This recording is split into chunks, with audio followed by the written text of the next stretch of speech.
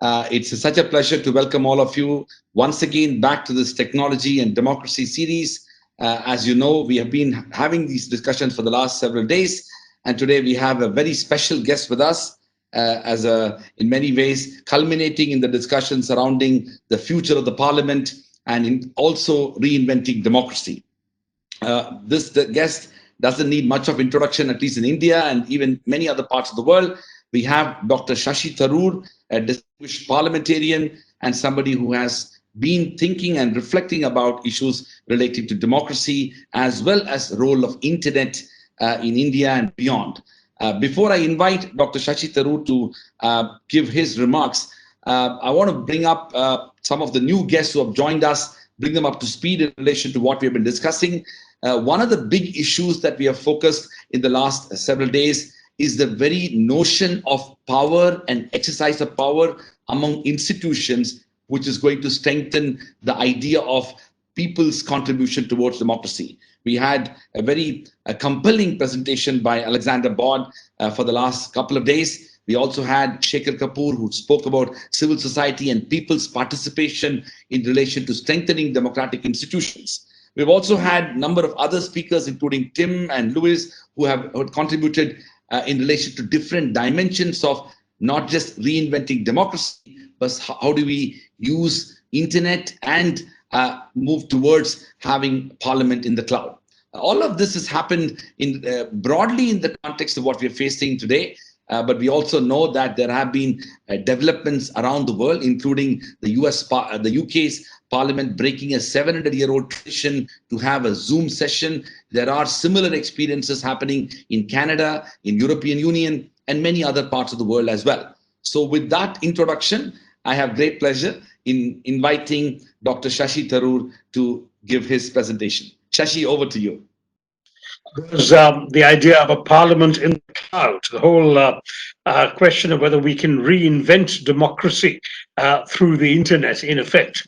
And I know that many of you here have far deeper expertise and keen interest in this theme and in the broader issues that you've been discussing over 4 such meetings. I'm sure that the broader discussions on this topic, which in many ways exemplifies the challenges of our times, will undoubtedly be insightful and engaging. But I'm going to confine myself, if I might, to what I feel competent to talk about a little bit, whether we can go for a virtual parliament, and particularly in the context of Indian democracy. Though I will, of course, speak to the broader theme. Now, democracy, with its origins tracing back to classical Athens, and technology, which began with the age, are two concepts that are not in conflict, as some would suggest, but in many ways have co-evolved through human history. Through the passage of time and across civilizations, democracy successfully accumulated the latest innovations and developments in technology. And the classic example is voting. Voting was once a duty for select male citizens in the direct democracy of Athens. And it began with a simple act of raising one's hand in affirmation or in opposition to a proposed action. Then with time, of course, the invention of the printing press, perhaps first in China in the 11th century, then by Gutenberg in Germany in 1450, transformed this process of raising the hand to printing a paper and slipping that paper into a box. With mechanical and semi-automatic voting machines. Michael Beranek had a patent in 1881 for the first voting machine in America, which was appropriate for use in general elections, and that laid the foundation for moving to voting at the press of a button. And of course, we also know that while all these far-reaching transformations in technology were taking place, democracy was also evolving. Human history was witnessing the rise and fall of civilizations. We saw everything into from organized human settlements to kingdoms, empires, colonies, and finally the modern world we know of nation states. In both the developed and the developing world, these nation states have tended to end up with a degree of crystallization of a type of governance and parliament that we can today describe as traditional or conventional, which is that citizens in liberal democracies cast votes at regular intervals for representatives to make policy decisions on their behalf.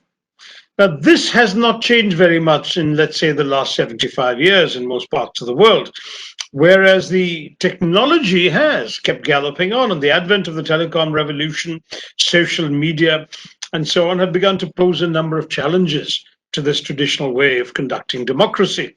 For once, it's all but ended the age of secrecy. Secrecy, not just in terms of classified or sensitive information, but about the asymmetry in access to information. That's what's ended. Not just, I would say, for those outside the systems of governance, but even within distinct parts of the government itself. The barriers to information are breaking down. And as a result, the new information that's available to people is helping shape public opinion about democracy, or even against systems. I mean, one classic example is the Arab Spring itself, the role of social media websites like Facebook, Twitter, Google, Skype in the political revolutions of Tunisia, Egypt, and Libya, and which, of course, caused further ripples across the Middle East, has certainly brought the internet into world politics. And one could argue that the Arab Spring is a social media revolution. Others would say that unless you can prove that these revolutions wouldn't have occurred without the internet, then the proposition is not valid, because obviously there was also television, satellite communications, and SMSs also at work. So it's not just the internet. I would argue, therefore, that the internet is part of the story, but not the whole story. Still, technology, modern technology, clearly played a very important role in making the Arab Spring possible. And all of these developments in recent years have drastically reduced the gap between the elected representatives and the electorate. And in a democracy like India's, that is large and vibrant and boisterous, the tools of the internet and of new media have offered an opportunity for a unique two-way dialogue between the representatives and the represented. I remember when I was in government as a minister, the finance minister spoke to the people about the budget, not on television, which would have been the conventional medium, but on a Google Hangout, which was certainly unconventional. People want to more that affect their lives.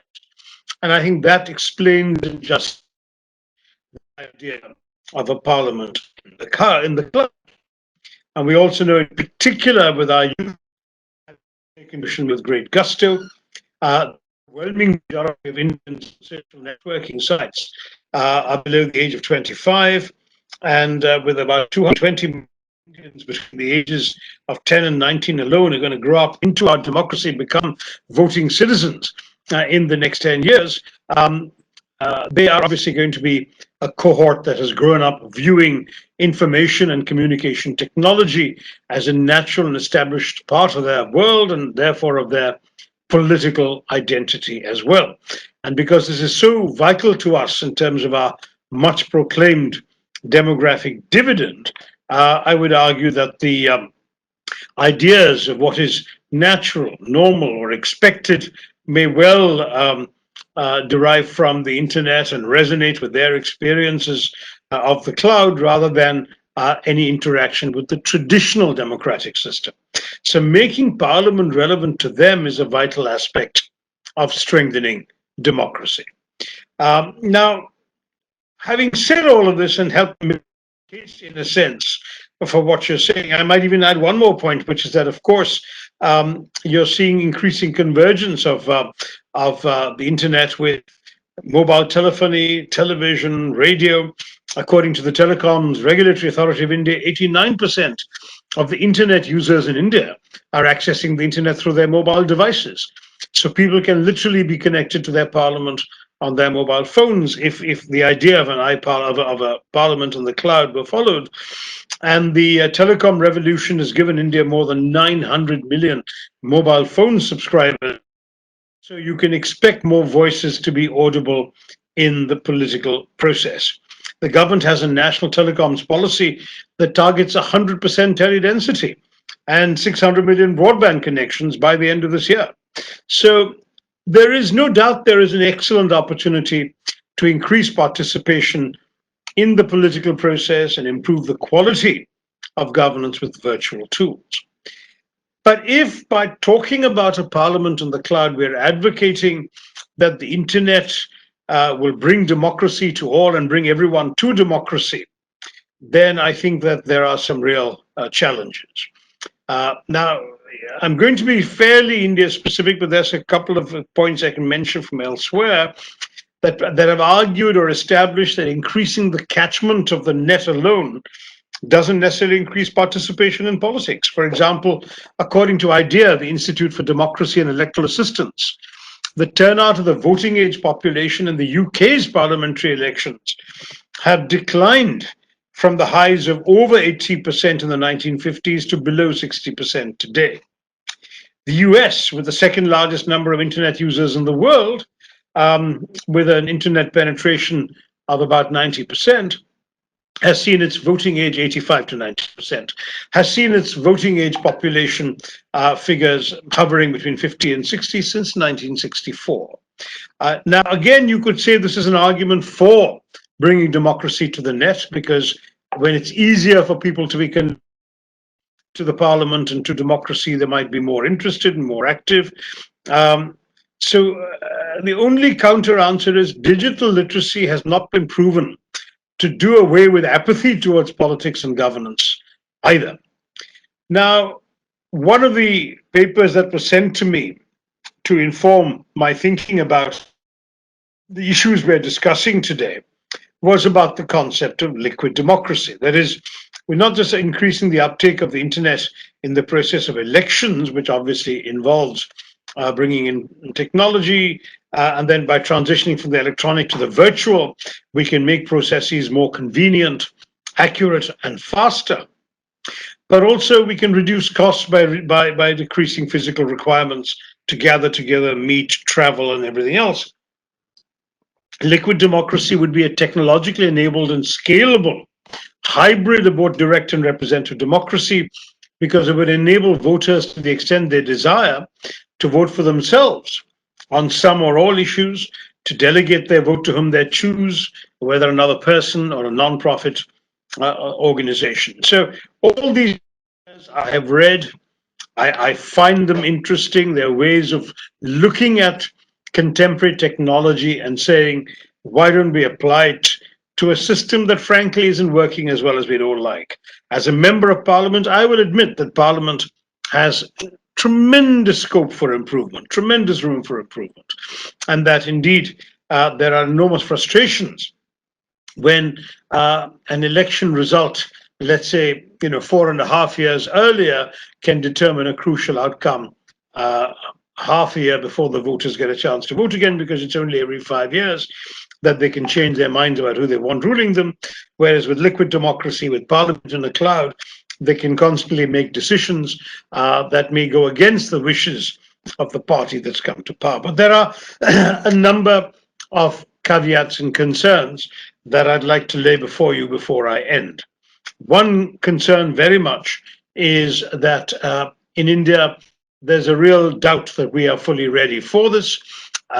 We have still got infrastructure issues in a country where, for example, video conferencing was once touted as a panacea for getting education to remote and rural areas. The fact that we can set up a video conference camera, but we can't guarantee electricity to run it, has already proved a major dampener. And then, of course, the limited amount of spectrum the government releases means that our broadband is extremely weak. I think I saw a list that we were ranked 93 out of 120 countries in the world for the quality and range of our broadband. We are not particularly adept, modern, quick, or broad in our broadband. And so a crucial thing like parliamentary democracy, requiring the discussion of major issues, would then become dependent on such infrastructural issues as poor broadband or inadequate broadband and often absent electricity. So this is something we are a long way from overcoming. And because of that, we cannot easily, I've done a lot of webinars myself on during this lockdown. And it's been a miracle that almost every single day there's been a power cut in the area in which I live in Delhi, in state, but the power cut hasn't happened to coincide with a webinar. So I always keep my fingers crossed, hoping that just when I'm supposed to be addressing people, the electricity won't let me down. But that's the kind of situation in which we're living, and it's very difficult to rely on the internet for democratic purposes or for running a parliament if you can't even be sure that you can connect or that the connection will last. The avenues for manipulation and fraud are also still considerable, and they can become much more convenient. We know that the systems to prevent double voting, abuse of proxy votes, would be very complex and be difficult to work in a country like India. I've read in detail about liquid democracy. The idea would be you would trust your vote either to a person or to an organization. That person indeed would then have the right to pass on their vote and all the proxies who entrusted them to somebody else on an issue they don't feel they know enough about. That idea seems to me fraught with all sorts of dangers, in particular with the challenge that in a country like India, it's going to be extremely difficult for us to ensure that one person with the right techniques doesn't simply vote for more people than have authorized him to do so. Even in developed countries like the US, with excellent infrastructure for online voting, we know that risks from hackers and breaches of privacy have been cited regularly as barriers that have prevented online voting. It seems America still had a disputed election featuring hanging chads at the beginning of the 21st century. But though they had the technology, they refused to go online because they didn't trust it. So the advocates of Parliament and the cloud are expecting India to trust the security of systems that nobody else in the world yet seems entirely ready to trust, with perhaps a few small Scandinavian countries or Nordic countries, Iceland, I think, and Estonia, have been trying more and more of internet governance, and including votes on certain issues and so on. But no major country, and certainly no country the size of ours, and with the income disparities and the population challenges we have actually undertaken these risks. Then there's also, of course, the barriers to online or mobile models of voting that are cultural or generational in a country like ours. The devil always lies in the details. Even if I'm excited in theory by the possibility of opening new channels for participating in politics, does the government or even the election commission have the capability to roll out and maintain accurate and reliable alternatives? Is there room indeed for an election commission or an independent body like that if every citizen of India is theoretically empowered to be a member of parliament on the internet? If we are going to make reforms like this, require a consensus. Have we actually even begun to establish a process under which this can be meaningfully discussed? Because I know that there's an argument for an egalitarian, all-inclusive, internet-based democracy. But the question is it too idealistic or theoretical an argument? Is it going to actually enable us to function more effectively? I know the idea is not just to open new channels of participation, but even bring the masses into the process of forming and shaping public policy. And I think Iceland already actually did this when they invited the public on Facebook and YouTube to give them opinions while rewriting their constitution after the collapse of 2008-09. Now, such an approach can be effective in fine-tuning ideas with ground realities and in reducing the influence of those with vested interests. But on the other hand, if you crowdsource public policy and you resort to liquid democracy for all major decisions, you would really risk sacrificing expertise. You would actually lose out the experience and qualifications, because the vote of one unqualified but say prejudiced individual would outweigh the judgment of a mature and experienced political leader. There's no doubt that if we had Parliament in a cloud in 2008, that the public, after the 26/11 attacks in Mumbai, that the public of India would have immediately demanded a war with Pakistan. It was the cool head of the leader of the government, Dr. Manmohan Singh, and his establishment, his cabinet, that actually kept the subcontinent at peace and preserved a peaceful environment in our subcontinent. So the fact is, just as we don't want to replace democracy with mobocracy, we don't want to, it seems to me, abandon the responsibilities of those with expertise and experience to take crucial decisions, which was always the logic of representative democracy. You vote for people who know more than you, who are prepared to study more than you and prepare themselves more than you to do the job of representing you and one day of influencing or even running the government. That's something you don't have time to do, so you vote and then you leave it to them. I'm in favor of accountability, including through the internet. I'm not sure that I'm at all convinced that the public can make every crucial decision in any system that has to work, including in particular in our social realities. In fact, if at all we were going to try Parliament in a cloud anywhere, and I'll conclude here, I know I've taken most of my 20 minutes already, I would argue that it should actually be at the global governance level. That's something we can administer through the internet. The global concerns such as climate change, food security, nuclear proliferation, migration of refugees are all issues that require thinking beyond the silos of individual national interests. This coronavirus has taught us that in fact we need a world that is much more united. If the world had been working as it should have, we would have all had warnings in time. The world would have had coordinated policies earlier in time to both prevent and deal with the challenges.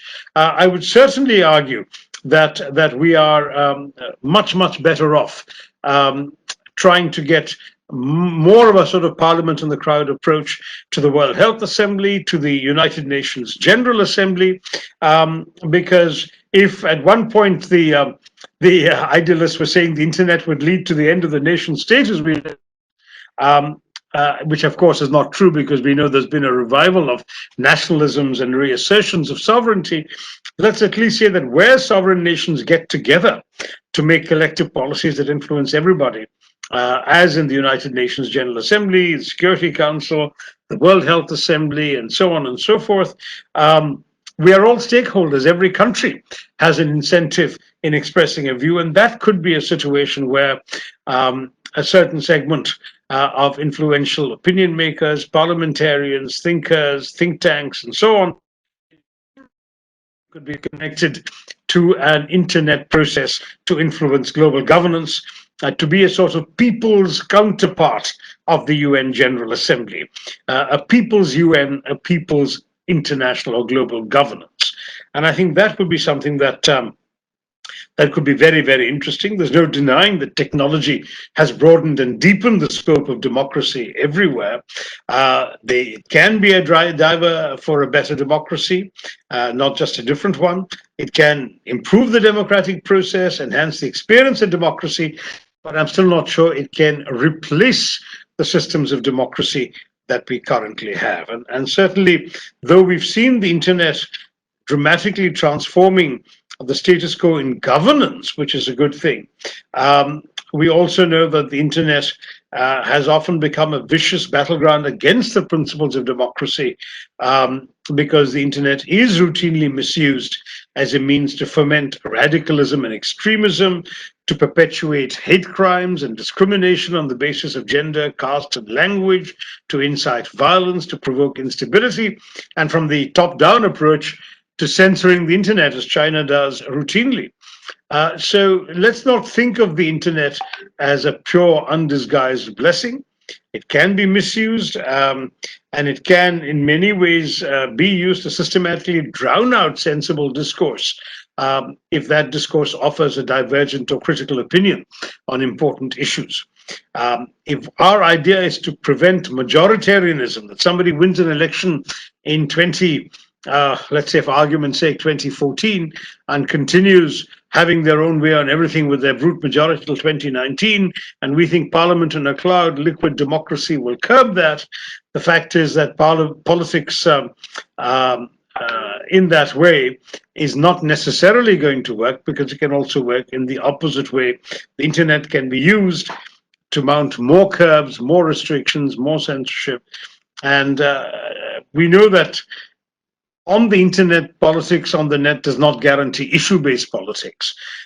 So many of our fault lines and divisions of caste, language, religion, gender, sexuality are moving online as well. So I think we do have to understand that a lot of the sins, limitations, and weaknesses of conventional politics are bound to exist and have already proven they exist on the internet, and therefore they would not suddenly create a parliament on the cloud that would be completely, shall we say, free of all of these negative habits. The idea is we want the space for debate to be wider. On the internet, the space for debate often shrinks further. We want more people talking to each other. On the internet, very often they're talking only to the converted, where those who follow me either because they agree with me or because they want to attack me, but then those who follow somebody else are completely unaware of the views I've expressed, and vice versa. So we talk about the way in which the internet has worked in politics. Very often strident, offensive, and quite unrepresentative views are being presented as the will of the people or the voice of the people, but they're only the voice of some people. Often the loudest voices on the internet. Let's also face it that many who simply don't want to stand the abuse are left to shelter in niche communities, either restricting access to their circles, not allowing abuse to filter through, or like me, growing a very thick skin and just learning to ignore some of the abuse. If we are talking about free speech, then clearly that kind of speech on the internet is not necessarily a positive in terms of transferring our democracy onto the cloud. Still, you can see that the importance of these direct forms of communication will only increase. The vision for Parliament and Cloud democracy, what was once called a netocracy, is important for countries across the globe, and it could give us a glimpse into a possible future transformation of the concept of democracy. But with all the caveats I've mentioned and all the qualifications and hesitations I've expressed, therefore, just like all the Athenians and the Democrats who've been inspired by them through the ages, I'd like to vote yes to take this conversation forward, but not yet to come to a conclusion until we have understood all the dangers and pitfalls. Thank you very much for giving me the floor, and I wish you a very successful rest of your discussion. Thank you very much, Shashi, for that fascinating and indeed a compelling tour de force on both the hopeful elements of this idea and vision, but also the potential pitfalls and limitations of creating something when we are not yet ready. I have a few questions, but before I do that, I'm going to invite Nishith Desai, who has provided thought leadership in convening these fantastic discussions. So Nishith, over to you as you make your remarks and comments and respond to what Shashi has said. Shashi, wonderful to have you. And first of all, I just want to remember Prime Minister Rajiv Gandhi. I think it was this day in 1991 that he was assassinated. Am I right? And it was 21st, right? Exactly. So it reminds me that who ushered India into technology world, I think, was Rajiv Gandhi. Shashi, are you there on the phone? Shashi, I think you unmute yourself, yeah. No, he's there, no? I don't know whether he's able to. We can't hear him. Sorry, I just said that, yes, it was a big tragedy, and I think we all remember Rajiv Gandhi and mourn him today. So I think it was Rajiv Gandhi, I think, who ushered the whole country into the technology world.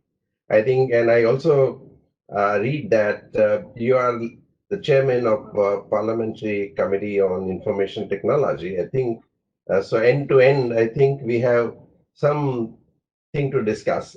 And one thing I like what you said at the end, there is a possibility, and we always look at that particular expression, possibility. The whole idea of this sessions, which for last 5-6 years we've been researching on the subject, is not to recommend X or Y at this point in time, but look at the possibility as to how can we improve, how can we change the world a little, from where we are today. We have seen good side of democracy, and at the same time, number of issues that have come up, and I think we need to also see that how can we refine ourselves in the future. And anything and everything which is kind of a thought leadership, it takes its own time. But in today's world, things happen a little faster than what we ever imagined.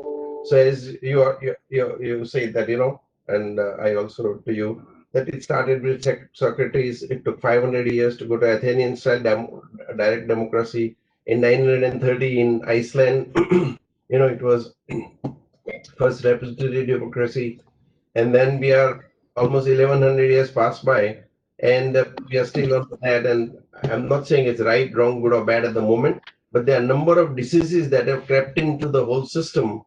And is there a way to improve? And technology allows us to use technology to improve the way in which we are doing things. Technology is neutral. It can be used for bad purpose, it can be used for good purpose. Okay. But today, if we see that a lot of new things have happened which we never imagined before. And I go back to we were in Silicon Valley, and those days talking about huge shopping malls in the cloud, Amazon, and all those. They look very esoteric ideas. And today it has become reality, not only reality, but I think there is more happening in the cloud than ever before. We never thought that Airbnb, okay, will open up so much capacity and make people directly you go to so disintermediation is a job of technology. So to what extent this intermediation of members of parliament, senators, and others is necessary, and it is not necessary, to what extent you can disintermediate, whether it is necessary to disintermediate is also a subject matter of discussion, and you already alluded to that, because there are pluses and minuses. All that I'm trying to say is there is an opportunity, there is a possibility, there is a need, and probably we can look at the technologies that are coming up to shape the future that we want. And it may take 10, 20 years, but as I said in the beginning, just before a few minutes, that Amazon, we thought it will take a long time, but in 15 years, it's right there. And it's it has its own pluses, minuses, whatever you call it, but it is there. So we cannot ignore technology, and we cannot ignore sometimes technologies. It's like scientists, they don't think of morality or ethics, or they just work. It's a science is an objective way of doing things. And but philosophers and people like you, I think we think of what are the other things to come up. But technologies, like yesterday we had presentation from Brad Cam, and I think the technology that is coming up is that they believe there is no censorship, there is no other kind of stuff. Okay, anyone, if you put your views, no one can take down, because it is blockchain based. And except the person who is authored. Now, it's not that I advocate that or not, but the fact that such technologies are coming up and cropping up, like other thing we discussed, remember 6 years ago on the Bitcoin. At that time, it was almost very $100 or something like that, the price. Suddenly, today it is 10,000 and 20,000. We are not able to fathom as to how come Bitcoins and crypto, which are becoming, popular in the world. What is it happening? Is it slipping away? To what extent the government, can control that? Okay, and this, of course, you're in Supreme Court also on that, and the Supreme Court is also say it's not illegal. Okay, now, if is it a currency? Is it money? Now, a lot of new things that are coming up. All that we need to do is to see that how can we harness technology for the benefit and for the good, and to improve, and what are the diseases that have crept in into the whole system, and which are the areas where we can do surgical corrections using the technology. And so this whole debate or discussion, whatever you call it, is not to have an advocacy on liquid democracy or otherwise, but just consider different possibilities. And after reading a lot of material, I think this seems to be discussed more and more. To what extent it should be liquid is also up to us. because it is the world that we shape together.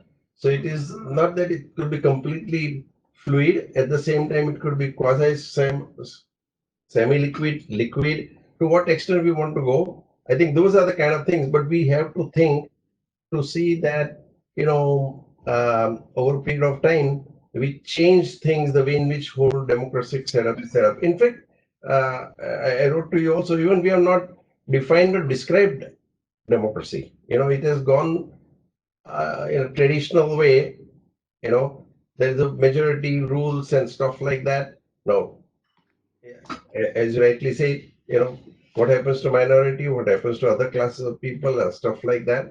So there are a number of issues. It's not as simple as that, but there is not much work done in terms of describing, even if you can't strictly define, at least even description of democracy in today's context, because a lot of things have evolved. We have matured 1500 years, or 2000 years have gone by. So is there a time to now say, what do we really mean by democracy? There are many forms of democracy that come up. So that is a subject matter of research. And, if we start thinking of that over a period of time, we'll have some models come up. And the model is our job, thinking. You are a visionary for you. And of course, you always, as I can see at the end of a talk, you talked about possibility. So when you look at possibility, then you can make it possible. Okay. The moment we say never, it's never. And James Bond taught us, I believe, never say never. Okay. So I think there are always things, but if we know and do things knowing well, probably we can give direction and guidance to the next generation as to how do we want to unfold ourselves in terms of the new age democracy. Can we make it measurable? Of course, in the management theory is that what is not measurable is not manageable. So one of the things, of course, that's not the only way in which one would think. I wrote to you a little bit about that also. That should we have a democracy where about 60% of the decisions are made through unanimous or consensus? 20-25%, there will always be some difference of opinion. So 20-25% could be majority, and 10% minority wisdom, few percentage, maybe somebody has to call a shot for emergency reasons or whatever it is, but you cannot have what you write every morning. So can we create a model which will at least compel us, or at least make us work together? Because what is the job of the parliamentarians or otherwise? One is to go and cast vote in the parliament, bring in legislation and vote on that. But second part, I think more important, I would think, is also to educate people. We do not spend enough time educating the people. Maybe there could be two views on that. Some do, some don't do.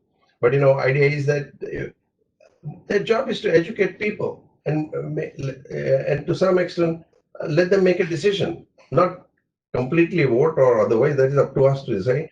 But education, to educating the voter, is the primary job of the member of parliament. And and in the process, I'm not saying it is not happening or happening, but I think the degree has to increase substantially. The focus has to be on educating the voters. And as you rightly said, there is difference between literate person and an educated person. We all have recognized that. And we have to educate people so they can make well-informed decisions or participate actively. And there will always be situation, there are ups and downs. When people don't participate sufficiently, sometimes they participate depending on the seriousness of the issue they perceive. And,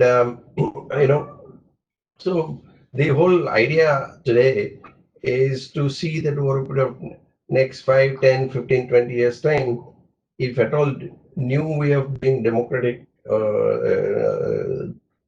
processes, if we can bring in, I think that is where we play some role. So third role of the politicians would be education.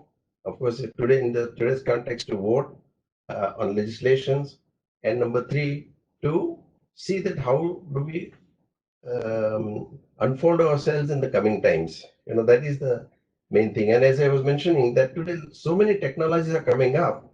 Again, drafting of a legislation. There are three parts to a legislation. One, definition, operational part, and what you call the consequences of not compliance, so the penalties and prosecution. One third of the job is done by Wikipedia. Nobody believed 15 years ago that you can have encyclopedia or dictionary written by, crowdsourcing. 140,000 editors are currently working on that. You can see the seamless manner in which the whole Wikipedia has come into being. People have forgotten about encyclopedia, and nobody could even ever thought. And it's not for profit organization. And again, it is not a perfect source, but people have become more reliant on Wikipedia. What was information was the most important thing. If I remember 30 years ago, if you needed any information, then people used to go and bribe for one circular or something else here and there, or things were not available. Today, everything is free. Google is giving out everything free. Of course, and there is also price people pay in terms of privacy, in terms of other kind of stuff, which corporations have to bear with, and they are already thinking of that. So the whole idea is to put in motion some thought process so we can think of next generation of a democracy, because that's very important, and using technology. So as I was mentioning, it is idea is not to say, okay, liquid democracy is the only thing and that we want to.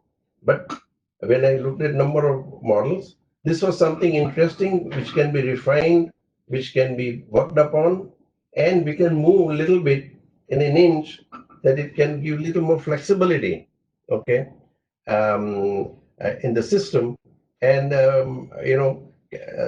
bring about better life in the future. I think that was the reason why we had this whole 3-4 days sessions, and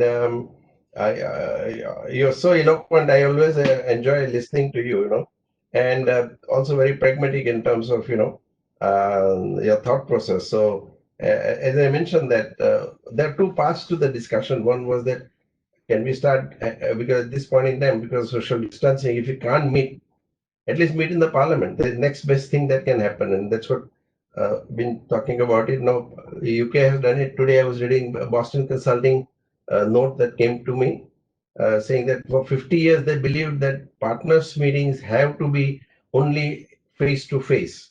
They did not believe in technology, in spite of their advising so many people on technology. And I see, I think, letter from chairman saying that they broke the myth, and they were more they found it more productive, much better, and a lot of benefits they found. Again, I'm not saying we are going from one extreme to the other. And third point, I would just mention on, you also alluded to the globalization and anti-globalization wave now. And the way in which I look at, I think this wave would always continue, because when globalization happened, it had its ill effects as well, and therefore things began to move the other way. And some countries which thought they will benefit from the globalization, began to suffer the consequence of globalization. So they again try to renege themselves. So in the next 5-7 years, we'll see this phase, and then somewhere along the line, in between, we'll fix. Something will come to conclusion that okay, this is where you can't be so insular from other countries that you just don't care for anybody else. I think somebody will always think like that, but I believe our world is ultimately interdependent, and that brings even more security in the world. And this theory of nation states and others, which, as you rightly said, and it will disappear. Again, there is a whole anti uh, thought process that is going on at this point in time. But for a period of time, with the technology, smaller states may be able to become as powerful as the bigger ones. And business world of business week of 2000, I think Millennium Issue said there'll be 2000 say nations in the world. Okay, that's one. Some people say nation state theory will disappear. Okay, would there be new nation states in the cloud again? Okay, and so many new concepts are coming up. It's just that if we keep looking at those ones, perhaps we find something interesting, something can come out. And the whole idea is that how can we improve from where we are today? So that was the only clarification I wanted to make. Therefore, I sent you some material. And of course, we've been engaging in discussion, but it's a time is right to think what is the new form of governance. You alluded to even cross-border and the intergovernmental or see, on a global basis, which are very important thoughts, and thought leaders like you can mobilize a lot of opinions around, not only on a national level, but also at the international level. So I think whole idea is together we do something interesting, exciting, and continue. All these things take its own time, but technology can perhaps accelerate. If so, it will be good to sit together and come together and develop some kind of a new model for the next generation. And those are my initial, I think, reactions to. Thank you so much. Briefly, I don't want to monopolize the conversation, but the fact is, when you talk about mobilizing opinion in favor of more involvement of this sort of thing, the fact is that even during this current lockdown, I had advocated to the Speaker of the Lok Sabha that we should first have parliamentary committee meetings on video conference. I was prepared to go beyond the commercial platforms like WebEx or Zoom that the government is suspicious of to a platform set up by the National Informatics Center, NIC, which they had done. But on, I think, the somewhat specious excuse that confidentiality was vulnerable, they actually have so far 7 weeks or 6 weeks after I suggested it, they have still not implemented it. That's the kind of resistance that's in the system. I then took one step further and, inspired by the Canadian and British examples, I said, okay, if you're worried about confidentiality, though I still don't think it's a good excuse. Parliament itself is not confidential. It's broadcast on television when it meets. Why don't we at least have whole of Parliament meeting on the web, and we can discuss these issues? For example, a number of the government's announcements, including financial measures, are announcements that normally require parliamentary approval. They've not even presented them to Parliament. So why don't we have a parliamentary discussion on all the measures to tackle COVID, the lockdown, the steps forward, etc.? Absolutely no traction. So you have to understand, Nishith, you'll have a few people willing to think. As I said, even though I'm not sold on the idea, I'm personally very willing, very, very willing to actually engage with it and explore the possibilities, see what's realistic and feasible. But when you realize that something as simple as a committee meeting or a parliament meeting, which is already happening in other democracies, we can't even agree on the rules to conduct it, realize how far behind we are. And what a larger mountain we have to climb than if you were having this conversation with an American congressman or a British MP. Thank you very much. I don't understand politics as good as you know, but I thought this was from a lawyer's perspective and a researcher's perspective that these are some low-hanging fruits, and perhaps you can. I'm sure somewhere along the line there would be convergence, and when the need arises, we have to find a solution. Sorry, Raj, I interrupted you. Please. No, not at all, Nishith. I am trying. There are lots of questions. But I had several questions. I'm going to stop. I won't ask mine a lot, but I'm going to. Go ahead. Shashi, quickly, I want to ask one question. In India, relatively, let's say, conservative, traditional institutions, and one such institution is the Supreme Court of India. The Supreme Court has begun to have video conference-based hearings. In fact, there has been reluctance in the past by the court itself. The US Supreme Court has done it as well. Again, a very conservative court. So are these examples, shouldn't it be shaping the thinking within the parliament? And I suppose there may be other MPs like you who might be open to this idea even beyond your party. I agree with you. And in fact, even currently, some court hearings in India are taking place on the web. Yeah, which is why the resistance. The Supreme Court of India is doing it. And that's why the resistance in Parliament, I find surprising. And I must say that at the risk of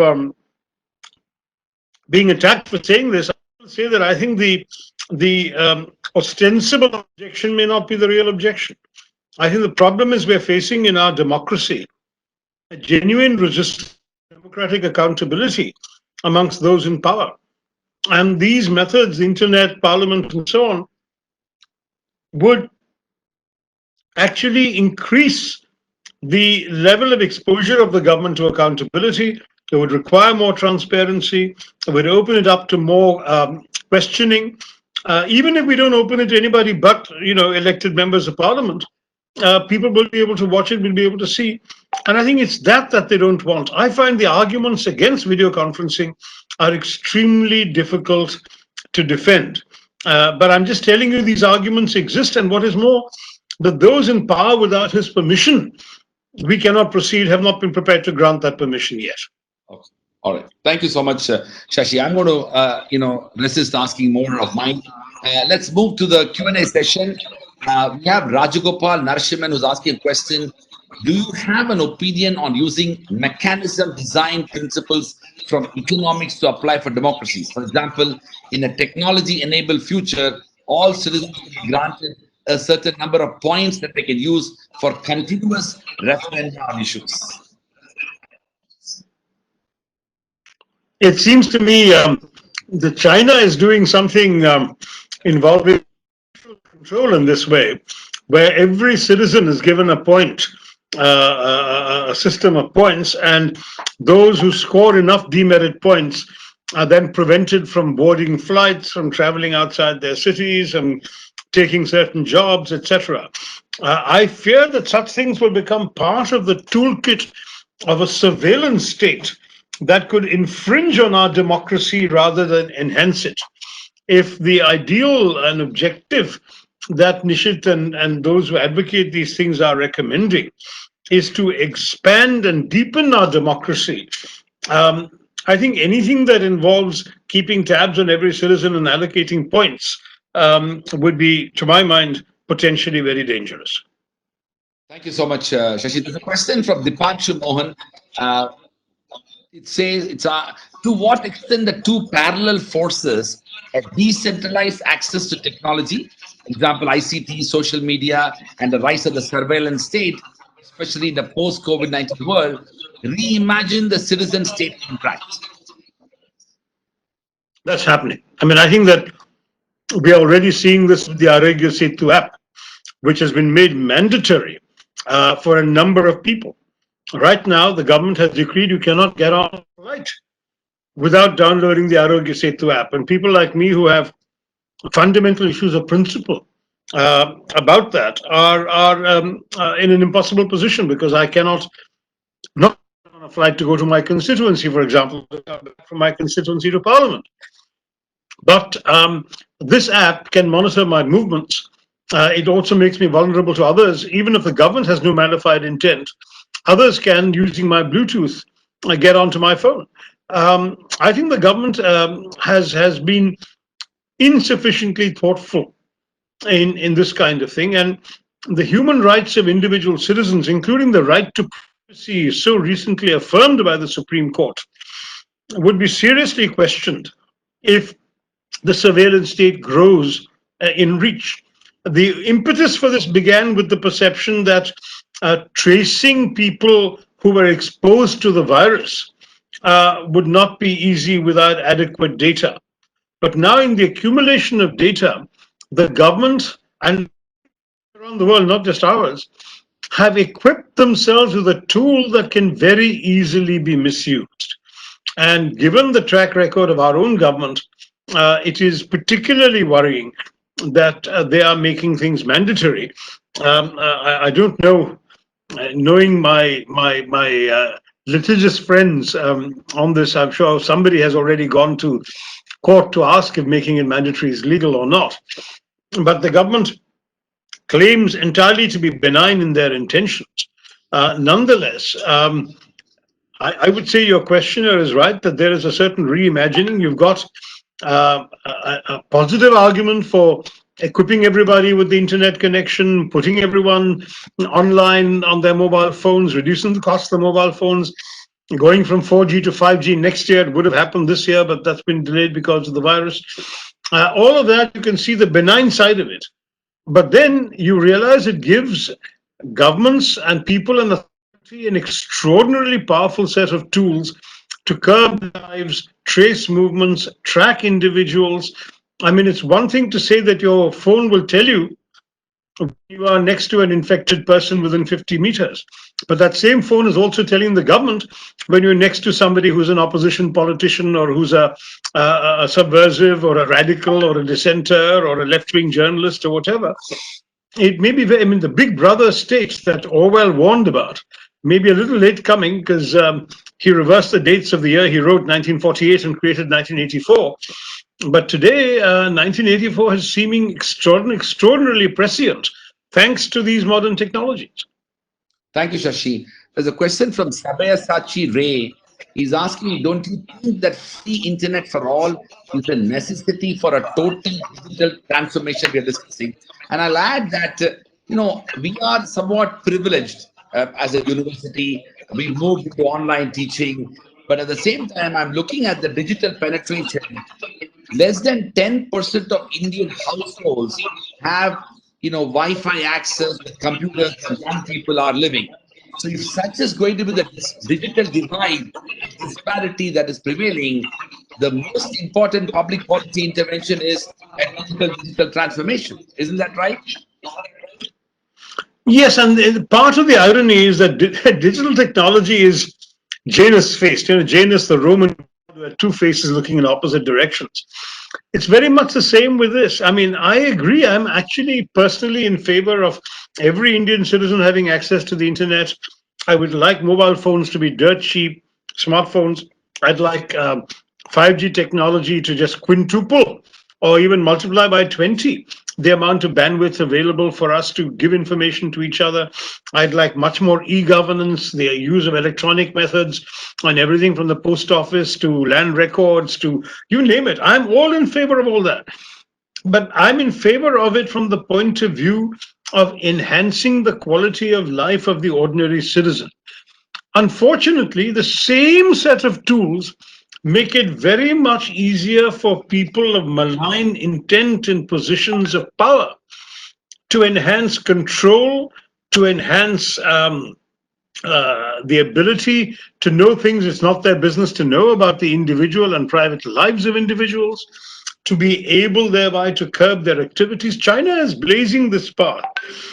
There is no question that technology has enhanced the quality of life in China, and there is equally no question whatsoever that technology has dramatically increased the power of the state and reduced the capacity for dissent or political democracy in China.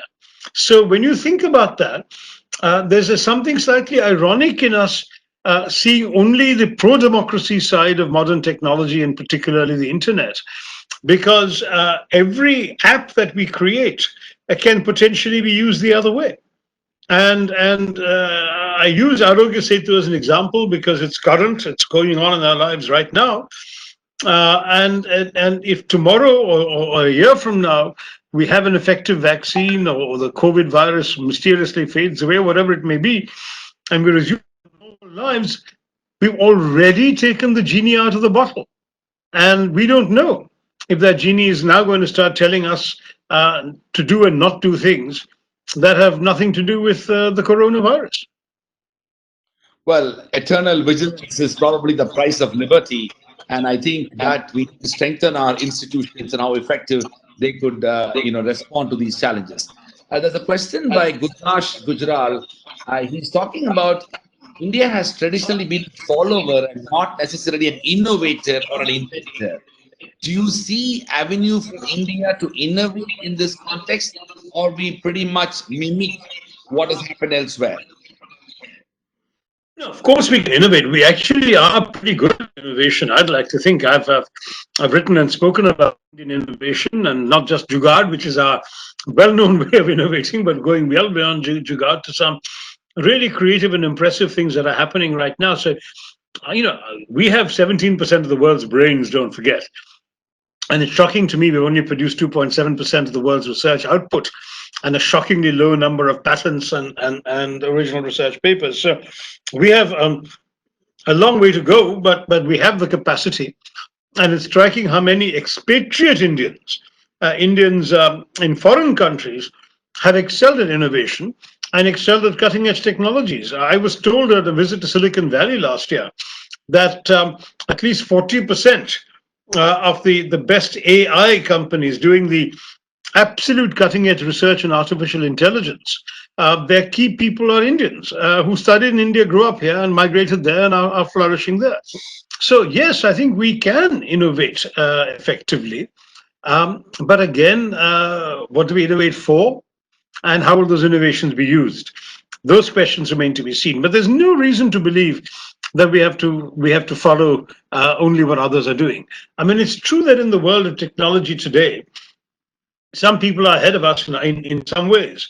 But, it's striking that almost now 20, more than 20 years ago, when the iPod was invented, it was a Hyderabad company, Portal Player, that devised the entire concept.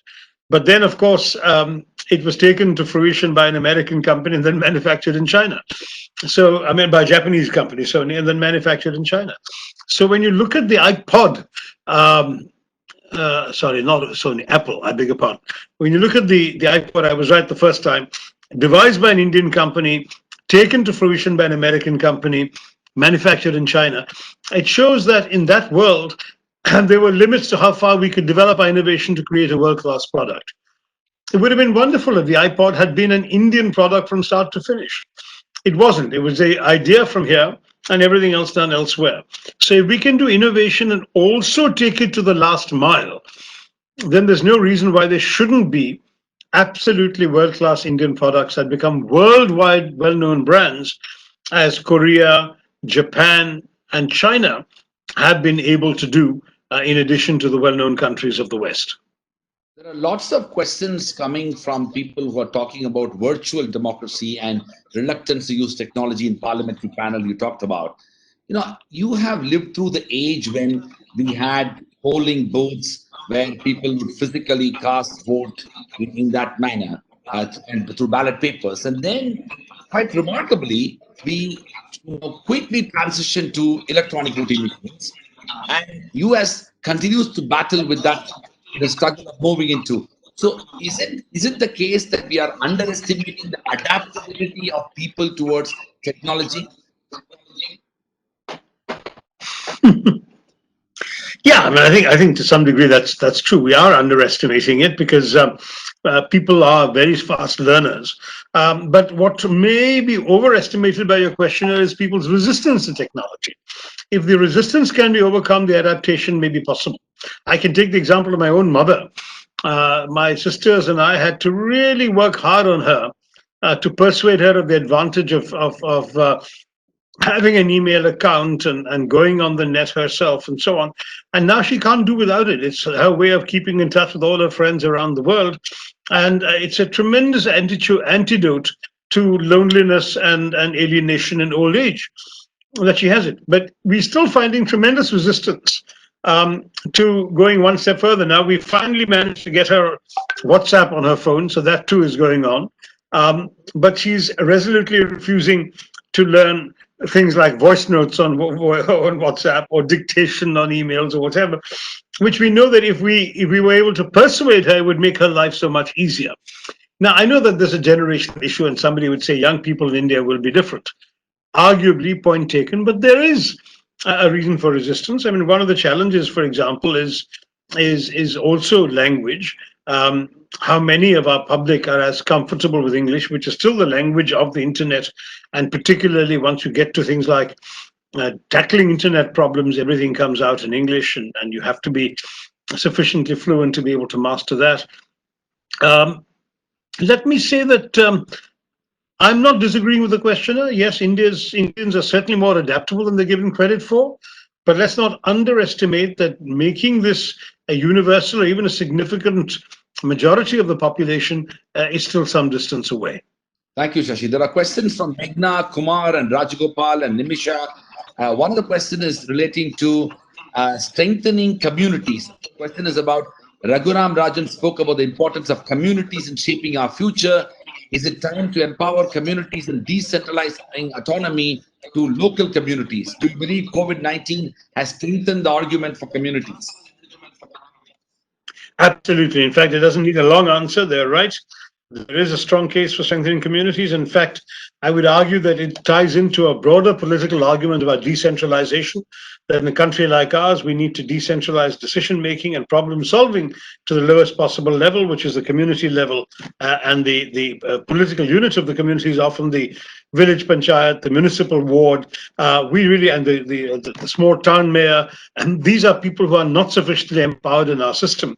I introduced a private member's bill in Parliament, which of course never got anywhere, that would call for the direct election of town and city mayors and also municipal authorities. Right now, they're powerless, and some unelected IAS officers really controlling the money, the purse strings, and making the key decisions. That shouldn't be happening in a true democracy. So yes, the answer is yes. Thank you, Shashi. There's a question from DGP Prateep Philip. How can safeguards be built into technology to preempt invasions of citizens' rights and privacy? You did briefly touch about it, but you can elaborate a bit.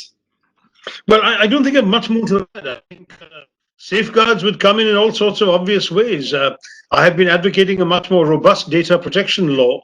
The government rewarded me by taking the discussion of a bill that is squarely within the purview of my committee away from my chairmanship and creating instead a select committee under a BJP MP to discuss the bill. So very clearly, there are different agendas at play here. If I had my way, data would be owned by the person generating it. So you would have the right to grant the government permission to use some data pertaining to your life, your habits, your actions, your texts, etc. And you would equally have the right to take that data back. Similarly, if the government has a compelling reason of state to have access to your data, it can only do so under the supervision of an independent authority, not one staffed by government servants, as their bill would propose, that would actually ensure that once the purpose for which they need the data, for example, intercepting, let's say, a terrorist action against our country, once that purpose is over, a time-bound and purpose-limited permission would be all they would have, and they'd have to again get rid of that data. The licenses and the user permissions for every government app should have safeguards built in, unlike the Arogya Setu app. There should be an expiry date on some of the information they collect, etc., etc., etc. There are many safeguards that can be built in. The question is not one of either the technological or even, since many of you are lawyers, it's not even the legal capacity. The question is one of political will and political intention. If the government's real intention is that it wants to amass more power in its own hands, which certainly seems to be the intent of the current draft data protection bill presented by the BJP government, then all it takes is that majority acquired in an election to push through some far-reaching encroachments on our lives. And I must warn everyone listening in India that this is no small matter. It's actually being attempted right now as we speak. Thank you so much, Shashi. There's a question from Vidya Chandi. Vidya is asking, recently Hong Kong protesters used technology and the internet to implement a leaderless democratic decision-making process with some level of success. Has the future of democracy already arrived? Well, the Chinese will have a different answer to that. They'll tell you that it was mobocracy, that it was all rioters and hooligans who prevailed in Hong Kong. I mean, obviously, our biases are different. We are sympathetic to the passionate young people who try to come up with an alternative view. Something in between the two will have to be found. I don't believe, frankly, in leaderlessness. I think democracies do need leaders, but the public needs to have a say in who the leaders should be and how long they should survive as leaders and when they should be turfed out. So as somebody who I believe has tried to contribute both through my ideas and to whatever extent possible through my leadership by example in a lot of what I'm doing, I don't want to knock the ideas of actually having people who are able to do some of this work. So forgive me for sounding a bit old-fashioned or traditionalist in that regard.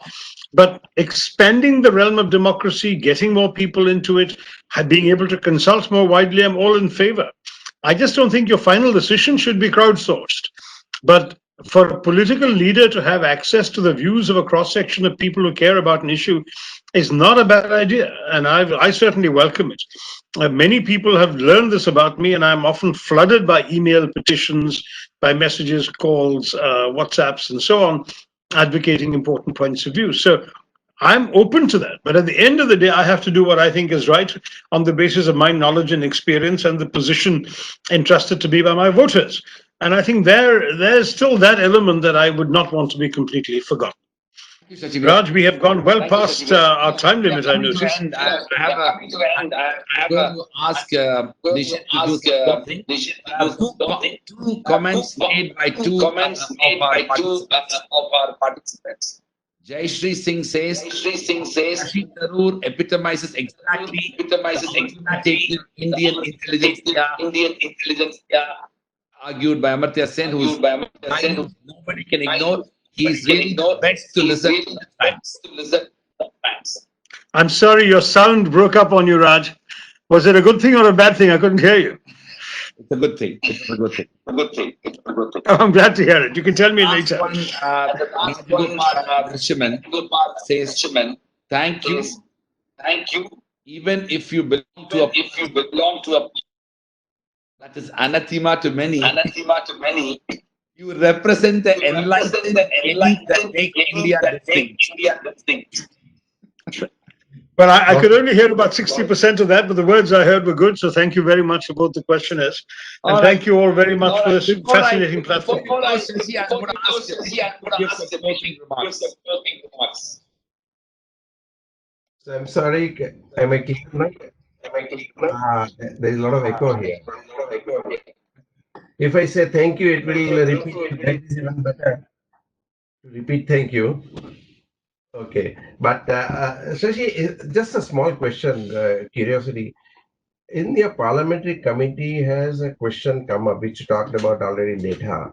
Who owns personal data to start with? A premise, then you have exception is different. But has that question been discussed? Who owns data and personal data, whether individual, state, company, or group?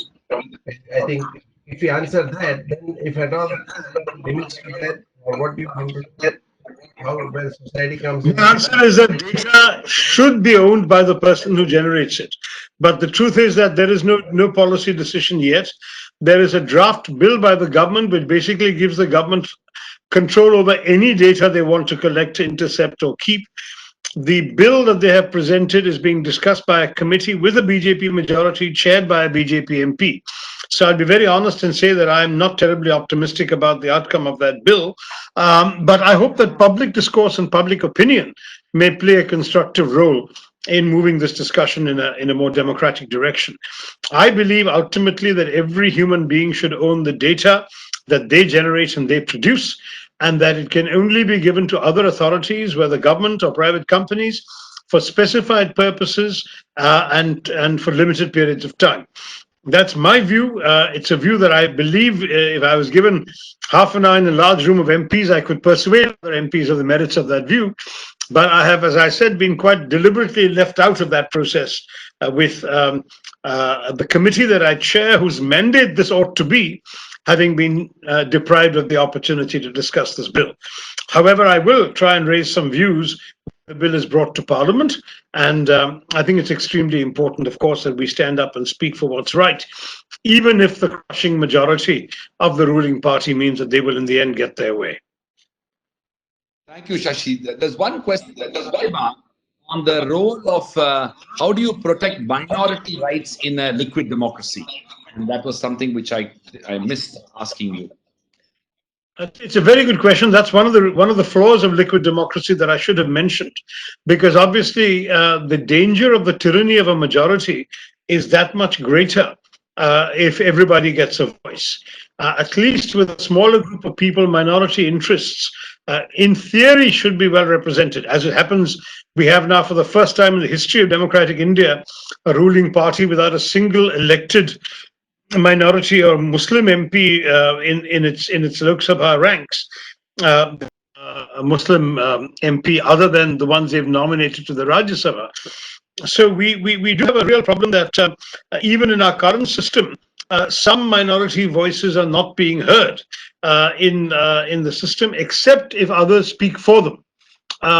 So when you're looking at the ways in which the internet, WhatsApp, social majority opinion in favor of certain prejudices against over the last 6 years, particularly in northern India and Hindi-speaking India, I'm really worried that this kind of prejudice, if translated into liquid democracy, would actually do the country more harm than good. Because obviously the other voices will be drowned out by the stentorian roar of majority voices. I mentioned this in the context of what happened in 26/11/2008, when public opinion, if any poll was taken, would have shown 90% in favor of bombing the hell out of Pakistan. It's because ultimately that people in positions of authority with a sense of responsibility and experience and an awareness of the broader consequences took the decision that we didn't have a war on our hands. I would argue to you that there is a lot to be said for filtering such opinions and, frankly, such emotional statements, beliefs, and prejudices through a more reflective process, which is what a normal parliament and an elected government is supposed to offer. I'll just make one point here. I think, Raj, on that minority thing. This was precisely the question I was trying to search in my research for liquid democracy. And interestingly, one perspective came when the questions are perspective that in a party-based politics, even the minority vote gets divided, whereas in a liquid democracy, minority vote comes together at one side. So there is stronger a sense of minority views and in the splinter vote. This is one of the ways in which this is exactly the question I'm trying to research on. And I'm not, as I mentioned, everybody should know that I'm not immediately recommending you do this alone. Where do we go from here to there? There's something from direct democracy to representative democracy, and we have those answers in blockchain, many of the technologies. So, whole idea is that if you have minority today, it gets divided between different parties, and they are less heard than in the liquid. This is one argument that I'm just giving you what I read, and it's an interesting discussion. Thank you very much, Nishith. Well, I think all good things should come to an end. And thank you very much for a fascinating presentation, Shashi. Thank you. One thing I am reminded of is many years ago, a very distinguished lawyer, Fali Nariman, speaking about Justice Krishna Iyer, said, when Krishna Iyer speaks, India listens. And I can say that when Shashi Tharoor speaks, at least Indian youth listen. And the kind of responses that we can hear from people, clearly you have provided a compelling case for some of the challenges that we are facing today in relation to reimagining democracy, but also the possibilities of having a parliament in the cloud, and to what extent technology could be an enabler, and yet how we can confront the challenges of digital divide. Thank you very much, Shashi, for your presence, for your participation, and indeed your time. I also want to thank Nishith Desai Associates for their thought leadership, and in particular Nishith Desai for his contribution. We also want to quickly thank Shekhar, Kapur, Alexander John, Louis Quendi, who have contributed in the last several days of sessions, and thank our partners, including IVC Association, TIE Mumbai, OPG Global University, and Brookings India for contributing to this effort. Thank you and have a good night. Thank you, Shashi. Good night. Thank you. Correct.